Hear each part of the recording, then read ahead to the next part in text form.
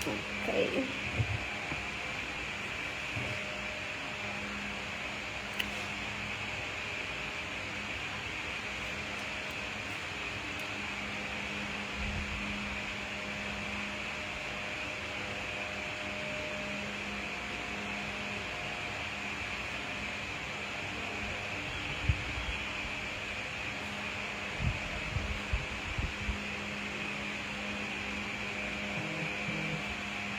Okay, so good evening to everyone. Thanks for your patience.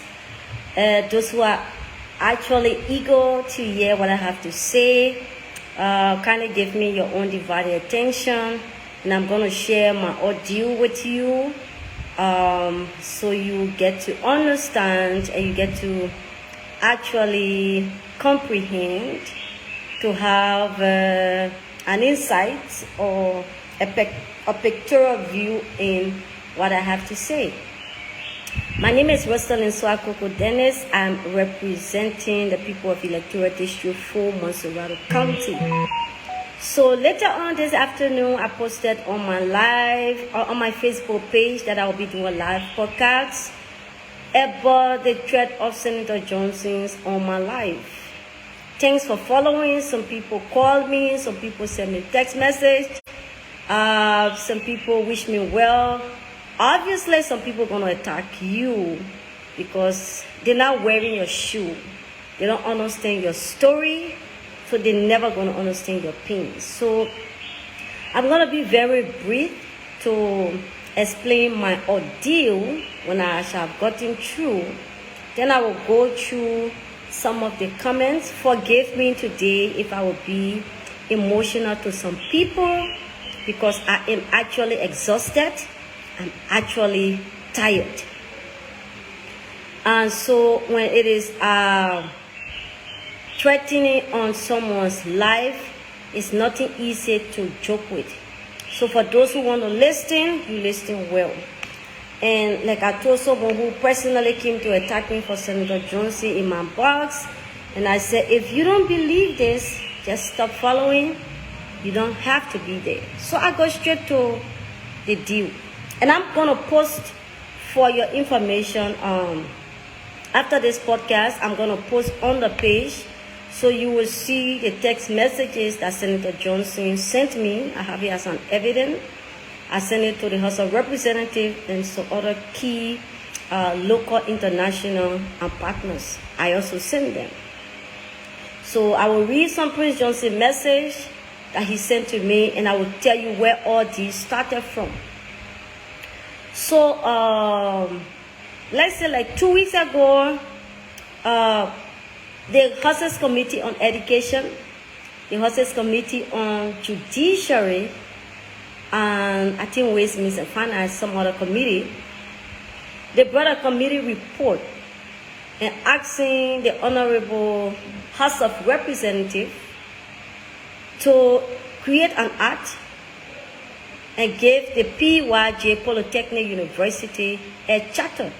Listen and listen well. It's very important to listen well, then you can make informed decisions. Clear your minds.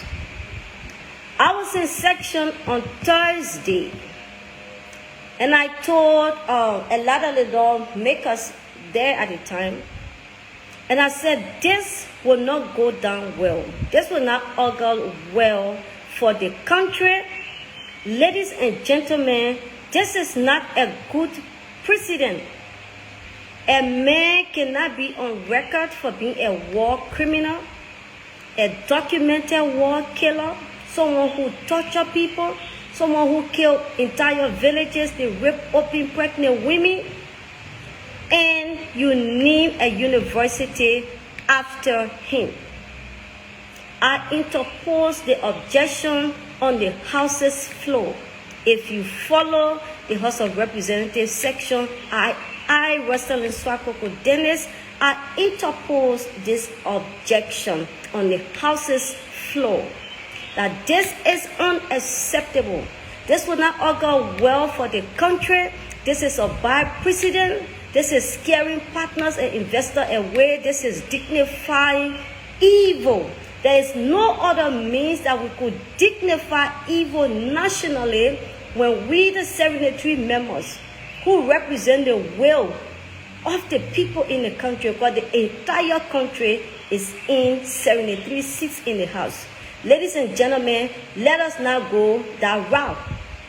The best is, let the report go back to committee room, ask the committee to communicate with the owner of the university that for the sake of the country, to save image, to save face, that we should recover after the post-war trauma. That other countries will see that we are serious people, that we have had errors in the past, and we are about to move forward. You please ask Senator Johnson to name the university after Nimba County, to name it after any historic person in Nimba County.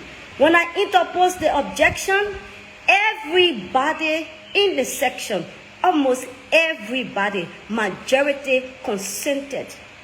Majority consented, meaning majority agreed. So usually when the flow is in one direction and the presiding is unamended from the executive, they will cease the motion. Or when the horse is divided and the speaker has a different mission. So I want you to listen and listen carefully. On that fateful Thursday, the presiding officer, Representative Gray, the chair on executive, he was the presiding officer. He seized the motion, meaning the motion could not be passed. So we went Friday, we went Saturday, we went on Sunday. On Tuesday, we came back, the PYJ University was on the floor. It was on the floor with a new mandate, with a new instruction, this time around, enrollments in the Capitol building from the chief executive himself.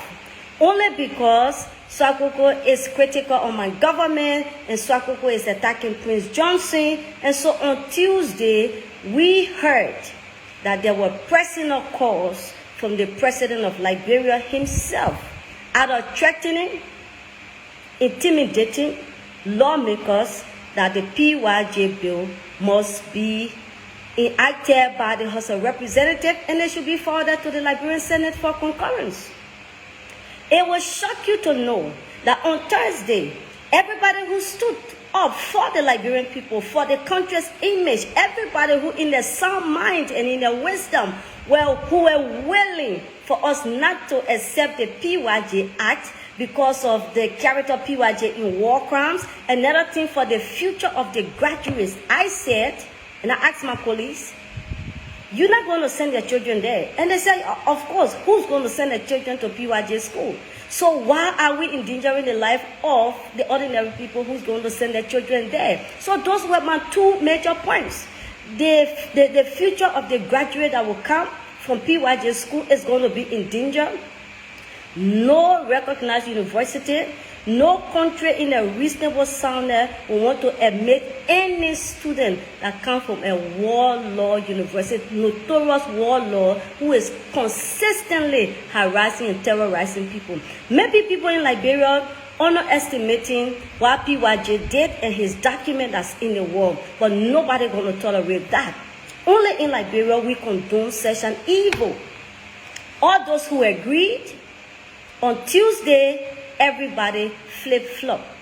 The corn changed. It was Coco, it turned to Missy. Everybody asked what's going on. You know, we amongst ourselves, the information filtered down. That the VIP is calling people, he's threatening his party people, blah, blah, blah. So it was 7 persons who remained on their decision from Thursday to vote against the PYJ's bill to grant the university a charter in PYJ's name. Everybody who agreed Thursday, they agreed out of their sound mind, they agreed out of their reasonable consciousness, they agreed that it will not augur well for the country, they agreed that it posed a danger to the would-be graduate of the PYJ University. When the executive intruded, everything changed overnight. And so you saw people there voting against their way, voting to continue to keep Liberia backward, voting to put this country down and down, to put it in shame. Because every country Rwanda, for example, they stay arresting and incarcerating war criminals. Sierra Leone did it, Ivory Coast did it, everybody doing it. Only Liberia is still celebrating and documenting war criminals. So I interposed the objection, and I stood up and said, hell no, no matter what it is, I stand my ground. It should not be. So I was overpowered. We only had 7 persons. It's some, and that's majority. It doesn't matter.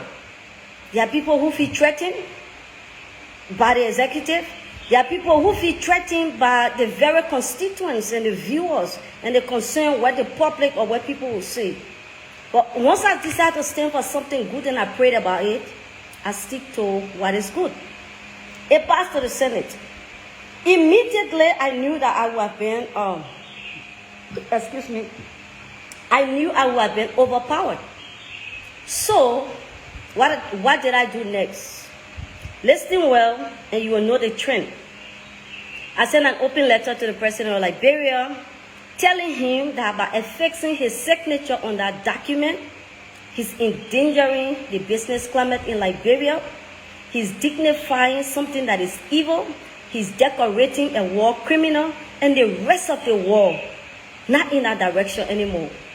Everybody wants to do with something that is civil, something that is pure, something that is genuine, something that is good, something that is true, something that is promotive of a country. Liberia is fighting every day to retrogress. And when we stand to progress, there are spirits that are fighting to retrogress. So I again on record, I wrote the president an open letter. I wrote the president an open letter. And I said, Mr. President, constitutionally, that's why I said listen and listen well. Constitutionally, before anything becomes a law, the both houses must agree, and you, Mr. President, must affix your signature. Then the tri-party give it a law. It will be printed in the handbill. So, Mr. President, it has passed from the House of Representatives. I want you to think about the future of the young students who will go there. Some of them will have the opportunity to go Europe, to go America, to go to decent African countries for school. After spending 4 or 5 years in university, no child wants to be rejected because their national leaders made a stupid decision that they should not have made. Nobody just want to be restricted to the bailiwick of Liberia all their life. If I had opportunity to go to the United Kingdom for study, another humble person child can have that same opportunity. So I was studying, I put the president on record, and I said, don't sign. And I did it on purpose. So if he signs, meaning he's endorsing it, then he's going to thin his own government. I met with some senators. I even met with the vice president of the republic. All their thinking was that Prince Johnson paid his university, so Prince Johnson must name me. I told them, Prince Johnson had caused enough harm and damage and embarrassment to Liberia. The fact that the Liberian people not pursuing Prince Johnson, the fact that the Liberian people not are hunting him, it does not mean that Prince Johnson should always hurt Liberia and damage our image. Then I said to her, it was in an open something, and I engaged some senator. I said, so what about the future of the graduates that will come from Prince Johnson University? Imagine them going to world-class university, and then someone asks you, what university are you coming from? Say, oh, I'm from the PYJ Polytechnic University. Who is PYJ? What is PYJ? I mean, to go see what PYJ did, what do you have in your mind? First of all, that university is not going to be accredited in any country around the world. Even our state-owned university is struggling. Then what's up for PYJ University? We left that, and I have the power to love it. So I was still reaching out to the Senate and asking them to do what is in the best interest. They should use the elderly wisdom and do not pass the PYJ law. Whilst in the process, Senator Johnson started to send me a text. Senator Johnson started to threaten me. And I'm going to post this threat. So Senator Johnson sent me the first text at 3:10. It was on September 5th. Senator Johnson sent me the text, Madam Dennis, I'm constrained to text you these lines. He said, for some years, you call me murderer, blah, blah, blah. And I'm going to post it to you because I don't want this life to be long. So I'm going to post it there and you're going to see it.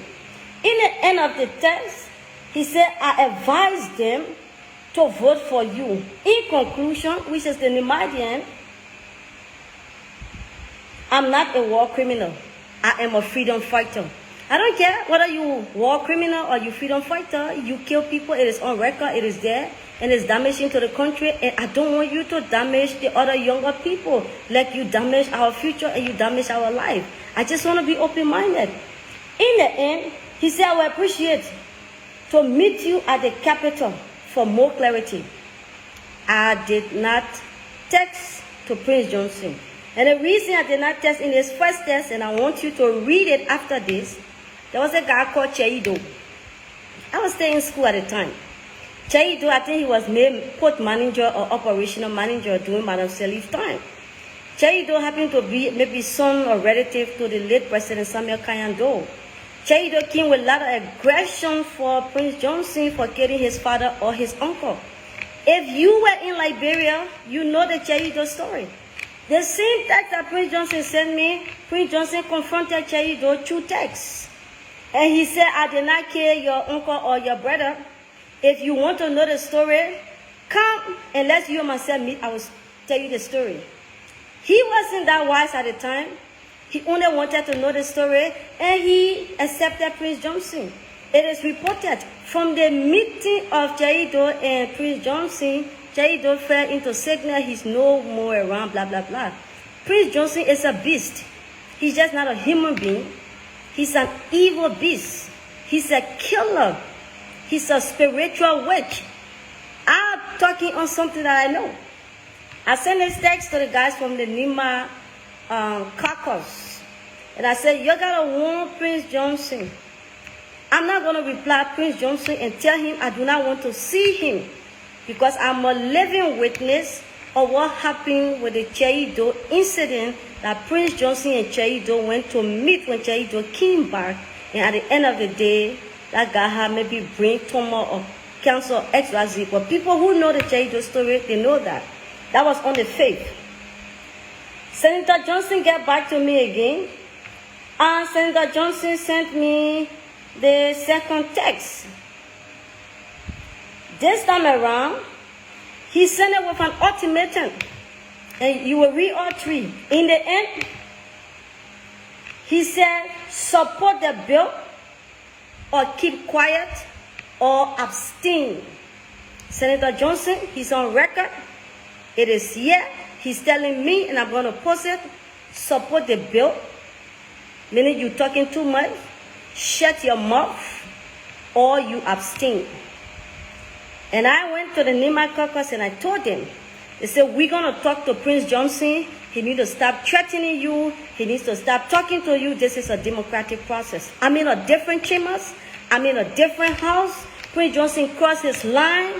And he's telling me I should support the bill, I should keep quiet, or I should abstain. If you don't support, if you will not support, if you will not keep quiet, if you will not abstain, you will feel my wrath.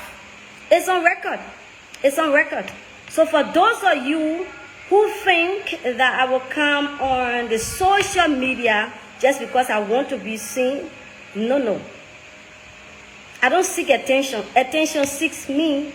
I look like attention. I walk like attention. I talk like attention. I conduct myself. I don't have to do this. The fact that I wasn't doing it yesterday, you should know that it is the nature of my job. Without evidence, I will not come. And thank God you guys are watching me, almost like 500% viewing right now. Take it, and these are my words, right? The day I come on social media to fake any story, to do anything that will cause damage to this country, let that day be my last day ever on the face of this earth. Let it be my last day. Let me cease to exist. Upon the life of my only child, let me cease to exist.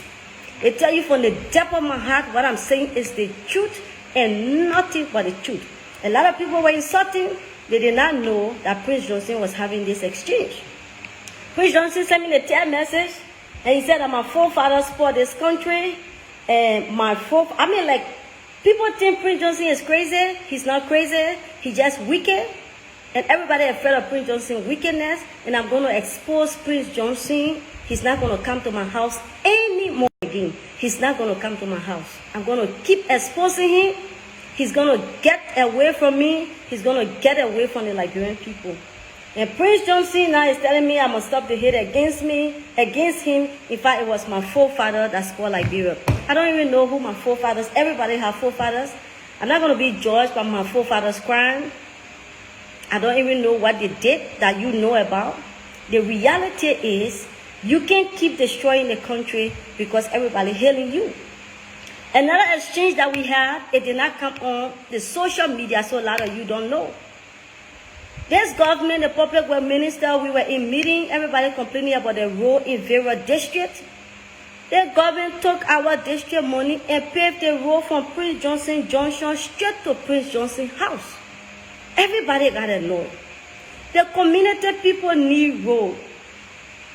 Then the men who killed in this country, you will deny everybody. Chicken Soup Factory Road, Soaping Road, FDA Road, Barclay Factory Road. You will deny everybody the road. And they paved that something straight to PYG house. I told the people this is not fair. The minister, almost every minister in this government got quota road straight to the house. But the bulk majority where the citizens live is where the natural resources of the country should be centered. There where the budget is supposed to work. Places that are populated. Or places that are not populated, because they got ministers, they got directors, they get quota road going straight. And one of the issues that Prince Johnson had with me, he said, what did the legacy behind me? I said, no, I see nothing behind you. We got a road where the citizens live, that's where we should focus on. So Prince Johnson have been giving me threat. And I choose not to reply him because of this Cheido's incident. I choose not to reply him because of the incident there with Cheido. I left it. I left it for some time.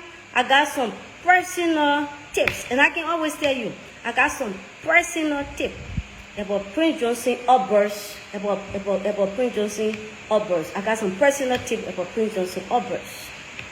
Whilst I'm nursing that, I'm having his text message as an evidence against him that he's threatening me on my action to take on this bill.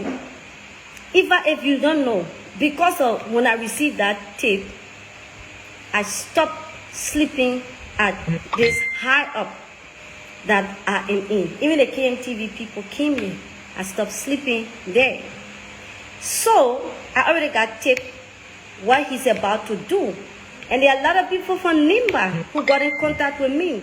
They said, what you're saying is the truth and nothing but the truth. So I've already got tipped on what Prince Johnson wants to do.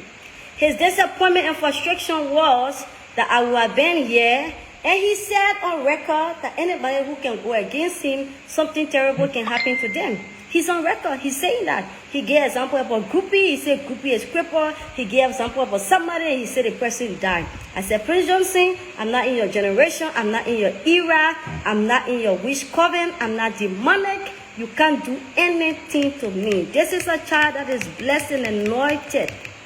So, having had that tip, they felt I was to have been home. And that is the new killing now in Liberia, whether you believe it or not. Prince Johnson felt I would have been home after I have been taped, and he threatened me what to do.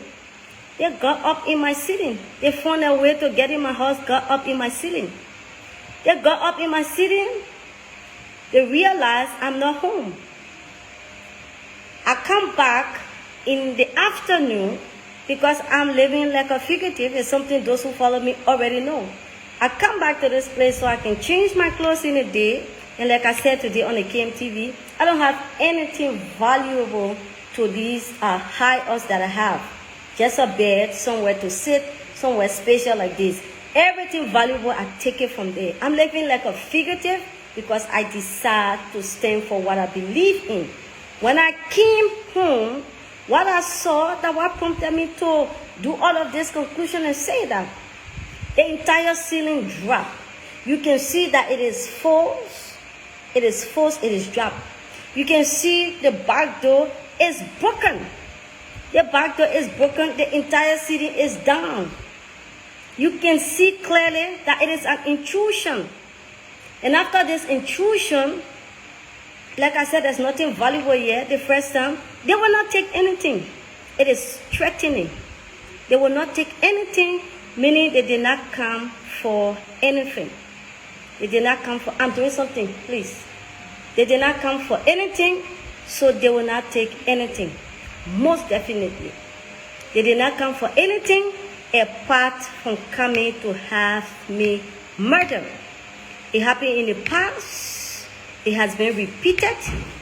They will not come for valuables because they're coming to have me murdered.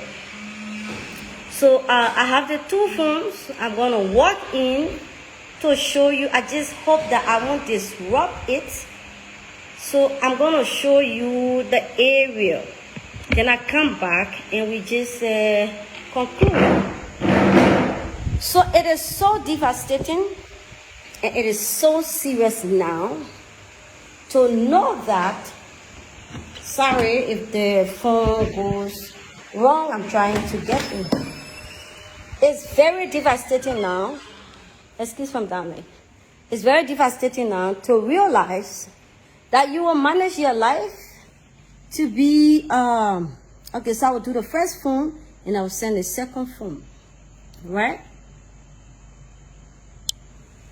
So, you come back, you see this entire place has dropped. If you go to the back there, you see where the entry is. The entire place there has dropped. It has dropped. Okay? It dropped. It fell. You come to this door, you meet the door broken. Because I have the other phone in my hand, so I'm not going to the back. You come to this door, you meet the door, it's already broken.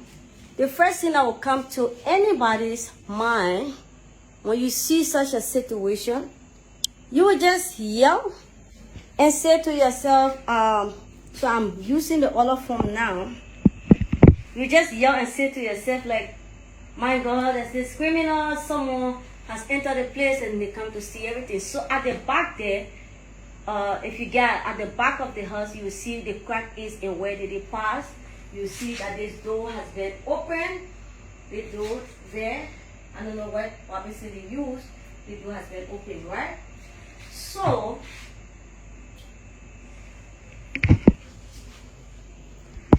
they decided to come in, right? Wait in for me in the night. Wait in my sitting. Wait in my sitting. It's very terrible. They want to come in, wait in my city.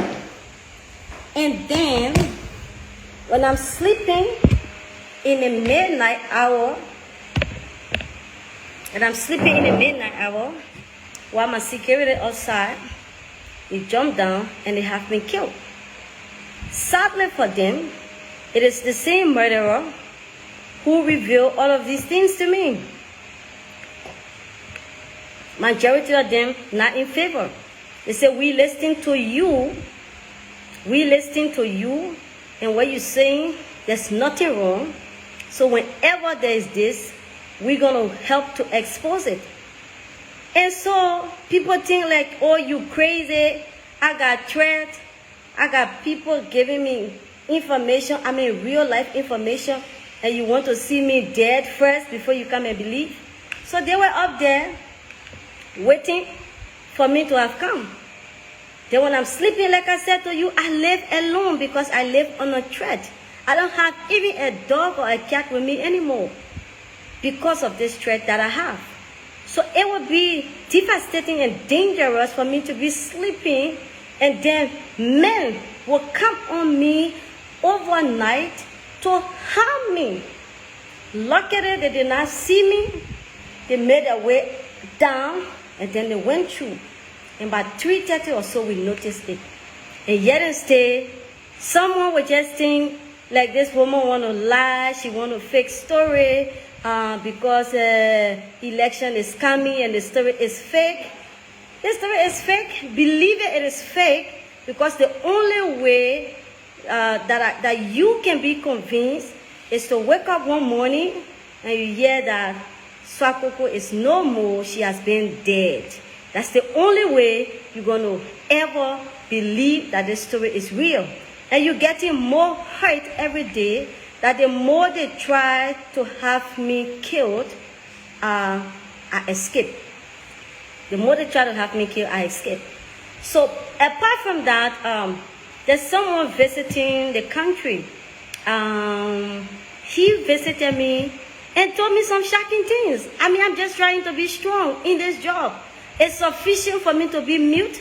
It's sufficient for me to be quiet. It's sufficient for me to let a lot of things pass. And he said to me, I'm leaving Liberia, but I have to tell you these things. Be careful how you eat. Be careful what you drink. Even people who come into you, nobody should come with you with phone, because where I was sitting in the discussion I heard about you, I am afraid for you. That wasn't what frightened me a bit. He said, even my connection to you now, I am afraid. People who try to get connected to me, once this government get to see someone, they take a phone and threaten the people. I'm living on a threat. I'm living in trauma. So I don't have to please you. And like, the PYJ something, I know PYJ is a criminal, he's a killer. I didn't think he was going to be so audacious and so evil to the extent that he want to enter my home now to kill me. Because they know they're not going to find me outside anymore. They're not going to find me outside anymore. So they're trying to come into me now to kill me, right? I raised the first issue, and I like that. I raised the first issue about the president. And someone commented and said, oh, the first time you said the president wanted to kill you, and I lied. Granted that I lied, right? You were in a meeting. And I'm on record saying this thing. If I lie, what's stopping the government from persecuting me? I'm just a mere representative. So let's take the president issue. Let the government come and take me to tax to say, oh, you raised the issue about the president. We had this intergovernmental meeting. It will shock you to know in the meeting the police were willing to give me security on the spot. I've written the police for the security. Again, before the police, over 3-4 months, which cannot get back to me, they send information. They say, I'm sorry, Suakoko, just before your security, because the president said you will never get security. And all those who were in that meeting were the 3 branches of government. The speaker, the deputy speaker, member from the judiciary, the information, everybody was there. And they heard the police boss saying, we're going to give you security. This is not good for our country. Go ask them why you refuse to give Suakoko the security. Go and ask them why. This time, I don't want to bring an executive or judge. We are in this smoke. I'm smoking today. It is PYJ who's after my life. Whether you like it, whether you believe it, he's an evil man. He's an evil genius. He's a devil incarnate. And I'm exposing him. I'm exposing him. He cannot do anything to me. The only thing I got to do, I will expose him. If you like him, take my video and carry it to him. He's not going to do anything. And I'm just setting this clarion call that people should inspect their homes, especially those who in strong advocacy. Because it may soon be the new trend that is coming for people to wait overnight for people. So this is my ordeal, and I bless God Almighty, whom I serve so faithfully, so loyally. I'm not perfect, but I'm faithful to one God who preserved me from the wrath of Prince Johnson when he said to me, you either support that bill, you keep quiet, or you abstain. I took it for granted. I took it for a joke. Now it's a threat that you will feel my wrath. And I tell God, thank you that he delivered me, that Prince Johnson did not kill me.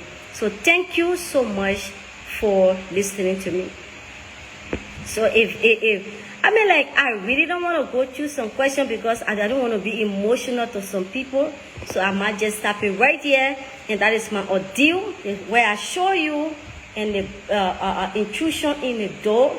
And someone asked me today why you did not call the police. I said I informed the House of Representatives. I posted it. I shared the picture in a group chat. I sent the information to relevant people. I hope by this information, the police will also come to me to come and see. I called them before. There was nothing really done. There's no need to call them. I just use my human security. I rely on my constituents. I rely on peace-loving people who, when we make this kind of a call, they can come to our rescue. So thank you so much.